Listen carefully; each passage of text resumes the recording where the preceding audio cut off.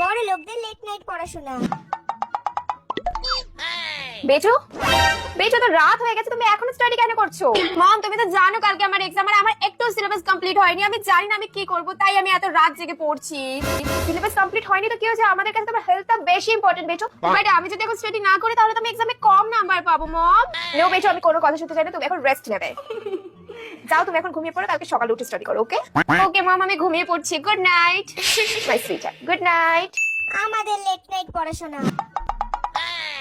কি রে মোনা, এত রাত হয়ে গেছে, তুই এখন কি করছিস? হ্যাঁ কালকে তো আমার পরীক্ষা, কিন্তু আমার সিলেবাস কিচ্ছু কমপ্লিট হয়নি মা, এই জন্য রাত জেগে পড়ছি। আমি তো জানতাম এটা হবে। সারা বছর তো বইয়ের মুখখানাও দেখিস না, তাদের ফোনের ভেতরে বসে রয়েছিস আর টিভিটা খুলে বসে রয়েছিস। হ্যাঁ তাহলে পড়াশোনাটা কি করে হবে? তুই সারাদিন টিভি আর ফোন দেখিস, তাহলে পড়াশোনা তো জীবনে হবে না। পর যত রাত হয় পর, কিন্তু পড়াটা জানি মুখস্থ হয়, বলে দিলাম যত সব।